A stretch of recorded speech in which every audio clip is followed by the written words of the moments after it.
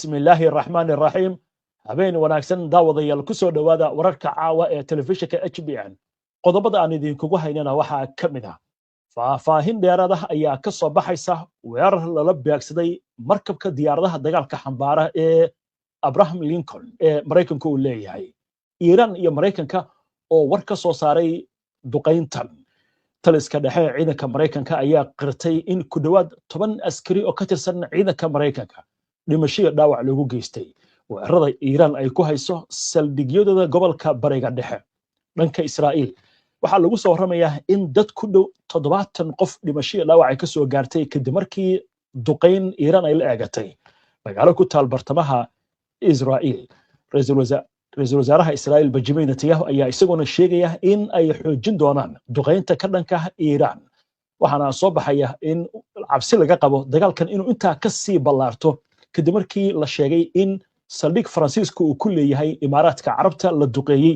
Jarmalkuna waxay sheegayaan in ay xaaladan qiimeyn ku hayaan dhammaan wararkan iyo waliba qodobo kale oo faahfaahsan iyo ayaa warbaahinta u sheegay in gantaal laga soo riday Iiraan oo ka dhan ahaa markabka diyaaradaha qaada Abraham Lincoln in uunan wax saameyn ku yeelan markabkaasi fasaahate markabkaasi oo howlihiisa wato sarkaalka ayaa sidoo kale sheegay in gantaalkaasi uunan soo gaarin markabka oo waxyeelo uusan gaarsiin markii horeysay ciidamada ilaalada kacaanka ayaa sheegay in ay la beegsadeen markabka diyaaradaha qaada Abraham Lincoln 4 gantaal oo nooca ballistikada ah ugu yaraan 3 askari oo Israa'iiliyiin iyo halkaan ku celiyo ugu yaraan 3 askari halkaan ku celiyo ugu yaraan 3 askari ayaa geeriyooday 5 kalena si xun ayay u dhaawacmeen halka qaar kalena dhaawacyo kala duwan ay ka gaareen faniino ka yimid colaadda bariga dhexe sida laga soo xiganayo taliska dhexe ee ciidamada Mareykanka ugu yaraan 9 qof oo Israa'iiliyiin ayaa la xaqiijiyay inay geeriyoodeen 57 kalena ay dhaawacmeen kadib gantaal Iiraan ay leedahay markii lala beegsaday magaalada Beit Shemesh dadka wax badbaadiya ayaa wada baaritaan ay ku baadigoobayaan dad ka samato baxay oo burburka hoostiisa ku jira ciidanka Israa'iil iyo xukuumadda Israa'iil ayaa sheegay inay baaritaan ku sameyn doonaan sababta nidaamka difaaca cirka Israa'iil uu wax u qaban waayay gantaalkii ku soo dhacay Beit Shemesh nidaamka difaaca cirka Israa'iil ayaanan ahayn mid difaaciisu aad u adag yahay hase ahaatee qaar gantaalada ka hortagi kara sida la sheegay magaalooyinka qaarkood lala beegsaday sida uu dhigayo mid ka mid ah khabiirada Israa'iil wargeyska la yiraahdo The Wall Street Journal ayaa soo xiganaya sarkaal Mareykan oo sheegaya in dowladda Mareykanka ay isticmaashay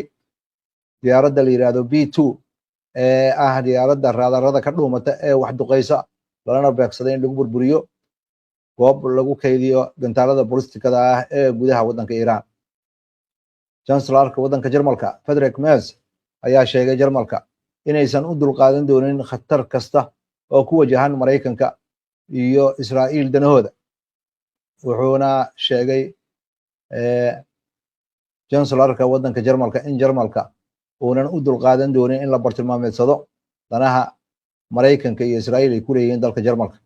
wuxuuna intaas ku daray in barnaamijka nukliyeerka waddanka Iiraan uu khatar ku yahay xasiloonida iyo nabadda gobolka bariga dhexe wuxuu kaloo sheegay in ajendaha Iiraan mustaqbalkeeda ay waajib tahay in laga shaqeeyo isla markaasna Yurub ay go'aan xoog leh ku yeelata mustaqbalka dhaqaale iyo xasilooni ee waddanka Iiraan wuxuuna intaas ku daray Jarmalka in uu taageerayo xuquuqda shacabka Iiraan ay u leeyihiin inay madax banaanidooda ka shaqeystaan wuxuuna sheegay xukuumadda Iiraan waxaa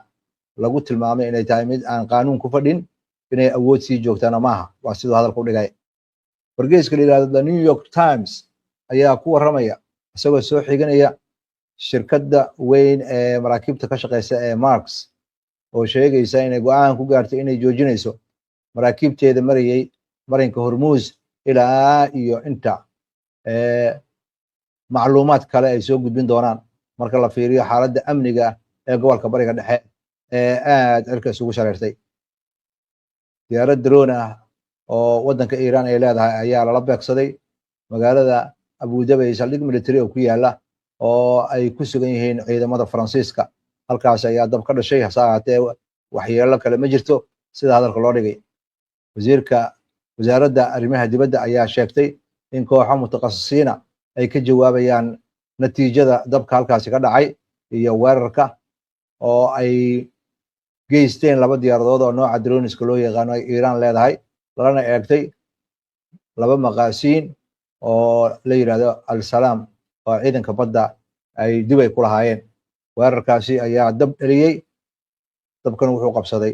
2 container oo waaweyn oo agab kala duwan ay ku jiraan wax waxyeelo ah oo soo gaartay dad ma jirto ururka Xamaas ayaa sheegay in ay u barooranayaan hogaamiyihii ruuxiga ee waddanka Iiraan kadib markii lagu dilay waxa ay ku tilmaameen dambi xadgudub ah dowladda Mareykanka iyo Israa'iil ay wadajir weerar u qaadeen ururka Xamaas ayaa sheegay in ay ka heli jireen hogaamiyahaasi ruuxiga ah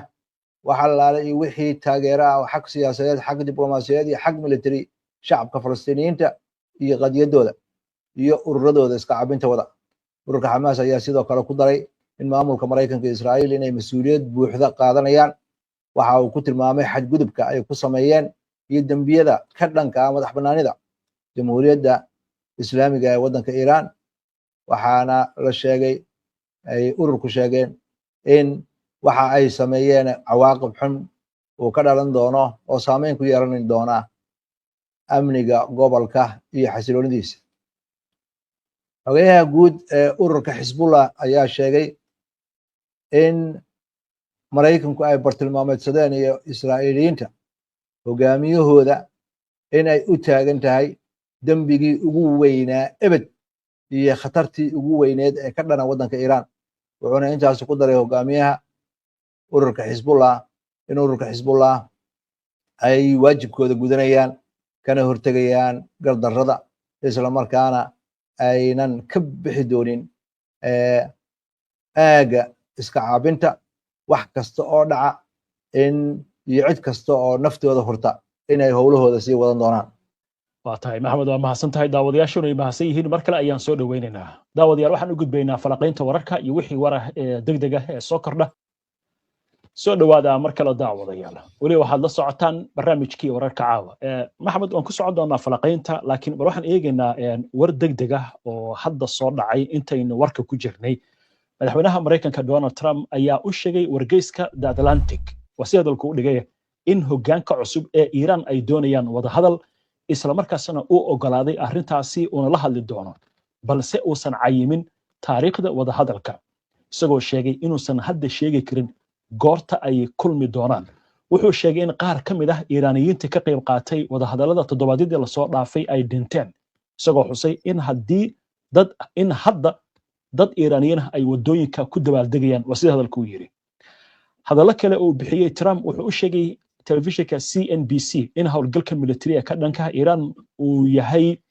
mid ka horeeya jadwalkii la qorsheeyay wuxuu sidoo kale Fox News u sheegay in arrintu si wanaagsan u socoto isla markaasna wax uu ku tilmaamay guusha aan gaarayna ay tahay mid aan la rumaysan karin way hadalka madaxweynaha Maxamed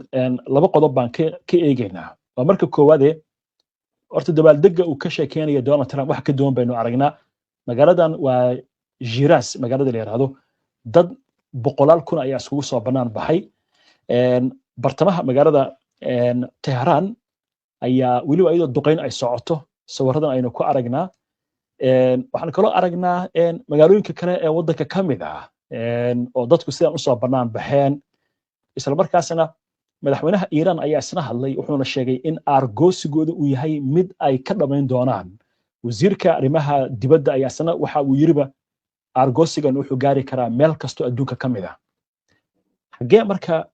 Trump warkiisa loo raaci karaa su-aashaas waa su-aal aad iyo aad muhiim u ah oo xasaasi oo dhinacyo badan taabanaysa waxa weeye adduunkii isbeddel xoog leh ayaa ku socda dagaalkan Mareykanka iyo Israa'iil ay ku qaadeen Iiraan dhankooda waxa ay war ay sheegeen ayaa la sheegayaa laakiin warka Iiraan ku saabsan waxa laga sugaa waxa weeye dhinaca Iiraan wax ay qarinayso lama arko hogaamiyada ruuxiga ah inuu dhintay way xaqiijiyeen in saraakiishii ay damceen inay meesha ka wadaan uu diiday ayadana waa sheegeen waxa weeye laakiin maraykanka madaxweynihiisa wararka uu ka soo saarayo ee la xiriira iyo mudaharaadyada dhacaya ee lagu taageeraya xukuumadda waa kaafi kala dheeri iyo kii loo dhigaba maaha waxay rabeen in ay shacabku ku kacaan dowladda oo ay noqoto in lagu qamaamo xafiisyada dowladda iyo agabka dowladda laakiin beddelkeedii dad aad u fara badan oo aan tiradooda la yaraysan karaynin ayaa u barooranaya hogaamiyaha nin waayeel ayuu ahaa sida khabiirada o dhan hadalka u dhigayaan gacan ayuu lahaa naafo ayuu ahaa nin geesi ah oo aan gaban ayuu ahaa nin wuxuu ahaa hadalka uu sheego uu yahay hadal sugan isla markii uu dhintana nin cusub ayaa lagu bedelay laakiin madaxweynaha maraykanka dagaalkan uu bilaabay iiraan sida ay hadalka u dhigtay waxa weeye dagaalka waa bilaabi kartaan laakiin dagaalka ma dhamayn kartaan dagaalka hadda wuxuu saameeyey wadamadii gobolka gaar ahaan gacanka israa'iil saameyn ayuu ku yeeshay maraakiibtii dagaalka maraykanka saameyn ayuu ku leeyahay laakiin wararka la xiriira dagaalkan waxyeelada ay geysanaysa iiraan sida lagu ogaado waa dhib badan tahay dhinaca iiraan wararkooda wixii soo baxa xukuumadda iyo hay-adaheeda wararka ayaa si toos usoo gudbinaya waa gartay way xaqiijiyeen in saraakiishii ay damceen inay meesha ka wadaan uu diiday ayadana waa sheegeen waxa weeye laakiin maraykanka madaxweynihiisa wararka uu ka soo saarayo ee la xiriira iyo mudaharaadyada dhacaya ee lagu taageeraya xukuumadda waa kaafi kala dheeri iyo kii loo dhigaba maaha waxay rabeen in ay shacabku ku kacaan dowladda oo ay noqoto in lagu qamaamo xafiisyada dowladda iyo agabka dowladda laakiin beddelkeedii dad aad u fara badan oo aan tiradooda la yaraysan karaynin ayaa u barooranaya hogaamiyaha nin waayeel ayuu ahaa sida khabiirada o dhan hadalka u dhigayaan gacan ayuu lahaa naafo ayuu ahaa nin geesi ah oo aan gaban ayuu ahaa nin wuxuu ahaa hadalka uu sheego uu yahay hadal sugan isla markii uu dhintana nin cusub ayaa lagu bedelay laakiin madaxweynaha maraykanka dagaalkan uu bilaabay iiraan sida ay hadalka u dhigtay waxa weeye dagaalka waa bilaabi kartaan laakiin dagaalka ma dhamayn kartaan dagaalka hadda wuxuu saameeyey wadamadii gobolka gaar ahaan gacanka israa'iil saameyn ayuu ku yeeshay maraakiibtii dagaalka maraykanka saameyn ayuu ku leeyahay laakiin wararka la xiriira dagaalkan waxyeelada ay geysanaysa iiraan sida lagu ogaado waa dhib badan tahay dhinaca iiraan wararkooda wixii soo baxa xukuumadda iyo hay-adaheeda wararka ayaa si toos usoo gudbinaya waa gartay waa yahay netanyahuna isna u hadlay wuxuu leeyahay weerar baan ku haynaa tehraan iyo magaalooyinka kale ee iiraan maxay uga dhigan tahay madaxweynaha maraykanka Donald Trump iyo ra'iisul wasaaraha Israa'iil Benjamin Netanyahu dilka la dilay Ayatollah Ali Khamenei oo ay muuqanayso inay u arkayeen Iiraan inay isdhiibayso laakiin wax ka duwan aynu aragno duqeyntii baa socota warkeena waxa ku jiray in la weeraray markabka dagaalka ee Abraham Lincoln waxaan kula arkaynaa Maraykanku inay qaranayaan askar geeriyootay oo dhimatay Israa'iil waxa la leeyahay ilaa iyo dhowr saacadood dad baa laga hoos baarayaa 4 dhismo oo dumay maxaa lagu tilmaami karaa geerida Ali Khamenei iyo waxa imika aynu arkayno maxay khibradu iska leedahay dhinaca Israa'iil khabiir Israa'iil ayaa waxa uu leeyahay Netanyahu muddo dheer ayuu ka shaqeynayay in uu ka dhigo cadawga koowaad hogaamiyaha ruuxiga ee waddanka Iiraan ninkaas waa yeelka hadda meesha waa ka baxay wax isbedelan lama arko xaaladii weli sideedii weeye nin kale lagu bedelay dowladdii iyo siyaasaddii weli way sii socotaa Maraykanka iyo Israa'iil weerar way qaadeen wadaxaajood ayaa lagu jiray wadaxaajoodka iyadoo lagu jiro ayaa inkasta oo dhinaca Iiraan ay daliilo ka muujinayeen wada hadalka dhinacaan kale ayagana waxay maleegayeen inay weerarkan qaadaan weerarkan hadda waa cusub yahay waxa weeye maalintii koowaad oo buuxda ayaa dhammaatay sida khabiirada ay hadalka u dhigayaan Iiraan dharbaaxi waa gaartay hogaamiyada ruuxdiga waa la dilay laakiin isla markii waa la bedelay hawshaana waxay u muuqataa dagaalkan inuu daba dheeraan doono oo socon doono waxaana muuqata wararkan uu la soo booday madaxweynaha Mareykanka uu leeyahay wada hadal ayaan galaynaa waxa weeye waa wax asaga ku kooban weeye waxaana muuqata arrintaani hadda inay bilow tahay wadamo kale ayaa laga yaabaa inay ayagana dagaalkan la ku yeeshaan oo dhinaca Yurub ah oo wararkooda uu soo baxaya waxaana muuqata wadamadii gacanka qaar badan inuu saameyn ku yeeshay saliidoodii iyo wax soo saarkoodii iyo saldhigyadii militariga ee meelahaas ku yaalay waxaana muuqata dagaalkani haddii aanan caqli kala imaan aan la xakamaynin waxay u muuqataa inuu noqonayo dagaal aad u ballaarta sida qabiilada qaar ay hadal ku dhigayaan waa hagaag war degdeg aynu ku darnay sidoo kale wasaaradda waxbarashada ee waddanka Iiraan ayaa waxay sheegaysaa gabdhihii shalay ku dhintay iskuulka ku yaala magaalada leelada Minab in tirada imika ay gaartay 153 waa tahay dhaawacuna waa 92 haatan arrintaas waxaa ka hadlay Maxamed Scott Ritter ayaa goor dhaweyta ka hadlay wuxuu yiri waxaan sheegnay in diblomaasiyaddu ay socoto oo diblomaasiyaddu ay shaqaynayso waalidiinta wuxuu yiri carruurtaasi dhalay waxay iskuulkooda ugu dareen bay yiri aaminad ay aamineen Amerikaanka oo ahayd iyo Trump oo yiri diblomaasiyad baa socota haddii wuxuu yiri colad ay ahaan la iskool lama dareen buu yiri marka wuxuu ka sheekaynayaa halista ay leedahay aaminada diblomaasiyadda marka hadalka madaxweyne Donald Trump sidee u qaadan karaan Iiraaniyiinta ee ah diyaar baan u ahay wada hadal maaha markii ugu horeysay ayadoo wada hadal lagu jiro oo Mareykanka dagaal qaado bishii June ayaa weerar ayadoo wada hadal lagu jiro Israa'iil ay ku qaaday Iiraan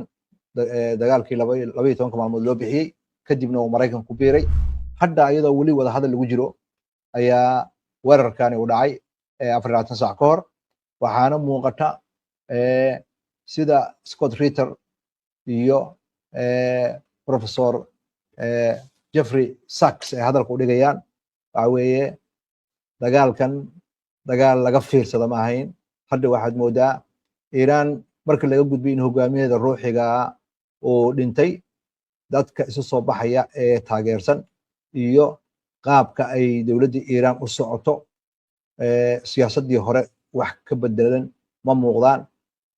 Mareykanka iyo saaxiibadiisna waxay ka hadlayaan dawladda Iiraan inay meesha ka baxdo ومانا موقتا دولة إيران إنها ماشي كبحيسو دقال كان وحو نقونيا سيدا خبيرة من هذا الكوليغيان دقال ديرادا oo saameyn ku yeesha saliida iyo dhaqaalaha wadamada gacanka iyo amniga Iiraan duqeynta ay duqeynayso wadamada khaliijka arrintaasi ayada laftigeeda dhibaato ma ku noqon kartaayo bacdama ay ku biirayso Iiraan ma laga yaabaa inay cadowtinimo u qaadaan Iiraan bacdama ay beegsanayso haddii marinka biyaha Hormuz uu xirmo waxay u dhigmaysaa inay khatar weyn ku timaado xagga shidaalkii caalamka gaar ahaana waddanka Shiinaha ayay saameyn ku yeelanaysaa khatartaasina waxay qayb ka tahay xisaabaadka ay dawladda Shiinuhu ka fikiraysay waxayna soo saartay bayaano ay ku sheegayso inay walwal ka qabto colaadan sii dardargelaysa inay ku baaraarato gobolka bariga dhexe Shiinaha ma rabaan inay arkaan in uu xirmo biyo mareenka Hormuz isla markaasna waxay rabaan in wax soo saarka xagga saliidda inay waxyeelo weyn gaarto ma rabaan halka Shiinaha aynan si rasmi ah tirakoob ku soo saarin haddana saliidda marta Hormuz waxaa lagu sheegaa markii loo qaybiyo 5 saliidda caalamka laga isticmaalo qayb ahaan ayaa halkaasi marta 70% saliidda ay dhoofiyaan wadamada Carabta 40 ilaa iyo 50 wadamada gacanka ayaa meeshaas marta ma aha kaliya wadamadaasi Iiraan laftirkeeda iyo wadanka Saudi Arabia iyo Kuwait iyo Iraq ayaa saliidooda meeshaas marta saliidahaas oo dhan ayaa waxay maraan biyo mareenka Hormuz haddii uu xirmo waxaa dhacaya 5 ilaa iyo 7% in saliidda Shiinaha gaarta inay carqalad galayso taasna waxaa laga yaabaa inay masiibo noqoto saameyn weyn yeelata inuu xirmo biyo xiraankaasi inuu carqalad weyn keeni doono oo aan la filayn shiinahana si dhow ayay ula socdaan xiisadan ka socda gobolka toddobaadyadaan oo dhanna waa la socdeen haddana waxaad moodaa inay qorshayaal kale ka shaqaynayaan shiinaha ayaa wuxuu isku dayayaa in uu saliido ka helo meelo kale oo saaxiibadiisa sida ruushka iyo kazakhstan haddii ay muhiim noqotona waxaa laga yaabaa in okeedkiisa shidaalka uu isticmaalo ilaa iyo inta xal waara laga helayo waddanka shiinaha ayaa la filayaa in uu ku baaqo in dagaalka weerarka la joojiyo kana dalbo dhinacyada in lagu soo noqdo miiska wada xaajoodka haddii colaadan ay sii dardar gasho dhowrka maalmood ee soo socda shiinaha waxaa laga yaabaa inuu labada dhinacba ku cadaadiyo in laga baaqsado in uu xirmo biyo xireenka si loo xaqiiqsado xorriyadda ay maraakiibta ku marayaan marinkaas muhiimka ah ee xasaasiga ah waxa weeye caalamka oo dhan ayuu walwal ku hayaa xagga shidaalka haddii uu xirmo biyo xireenkaasi hormuus biyo mareenkaasi haddii aan dib ugu noqdo su-aashaadii ahayd cadownimo in wadamada gacanka ay u qaadaan iiraan ma ka dhalan kartaa arrintan dabcan ha iiraan wadamadan way la hadashay waa u sheegtay waxay tiri haddii uu dagaal yimaado oo danaha maraykanka ciidamadiisii saldhigyada military ee gobolkan wadamadiina jooga la iga soo weeraro waa falcelin ayaan qaadayaa wixii ay iiraan sheegtay ayay meel marisay wadamadan way dadaaleen maraykanku way isku dayeen inay dagaal ka celiyaan hase ahaatee maraykanka ma hoos qaadin haddana waxaad moodaa ha joogta cadownimo in saameyn ay dhaqaalahooda ku yeelanayso iyo khatar kale oo ahba in dagaalka haddii uu sii ballaarto in ay wax soo saarkooda uu ku xiran yahay shidaalka haddii uu xirmana ayaga lafirkooda in ay dhaqaalayaashooda ay saameynayso waa tahay maxamed aad baad u mahadsan tahay daawadayaashuna ay mahadsan yihiin inta ayaa kusoo gabagabaynaynaa caawa barnaamijka daawada si aad ula socoto wararkan iyo barnaamijyada iyo macluumaadka aynu soo gudbino haddii aad ku cusub tahay baraheena bulshada amaba horey aadan ugu xirnayn hadda ku soo biir waa inoo barnaamijka xiga insha allah inta ku horeysa nabadgeli ku soo dhowow xarunta caafimaadka ee private walk in clinic private walk in clinic waa xarun caafimaad oo ay ka howlgalaan dhakhaatiir khuburo ah oo isugu jira Soomaali iyo ajnabi oo rag iyo dumar bale xaruntu waxay dib u habayn iyo casriyeyn ku samaysay dhammaan adeegyada caafimaad ee ay bixiso kuwaasoo ay ka mid yihiin baaritaanka iyo daaweynta cudurrada guud baaritaanada kala duwan sida dhiigagga MRI-ga raajada ECG-ga iyo ultrasound-ka daryeelka caafimaadka ragga iyo dumarka daaweynta xanuunada kala goosyada dhabarka qoorta iyo garbaha nadiifinta dhagaha baaritaanada caloosha iyo tayroodhka la talinta caafimaadka maskaxda walwalka iyo niyadjabka daryeelka dhaawacyada iyo lafa xanuunka waraaqaha iyo dhammaan foomamka caafimaadka adeegyada fitamiinada oo dhammaystiran xaruntu waxay furan tahay 7 maalmood ee isbuuca ballantana si fudud ayaad u qabsan kartaa adigoo isticmaalaya telefoon fariin qoraal ah ama online waana heli kartaa ballan dhakhtar isla maalintaas xarunta private walk in clinic waxa ay ku taallaa galbeedka magaalada London xaafadda caanka ee Shafar Bush wixii faahfaahina kala xiriir lambarada emailka iyo baraha bulshada shaashada kaaga muuqda private walk in clinic la kulan dhakhtar isla maalinta aad u baahato adeegga maamuus ee shirkadda hormuud waa xirmooyin adiga ku gaar ah oo ka kooban internet kaliya ku hadal kaliya ama internet iyo ku hadal wada jira naftaada ku maamuus xirmooyinka adeegga maamuus oo kaga shubo hadda xidig 212 4 gees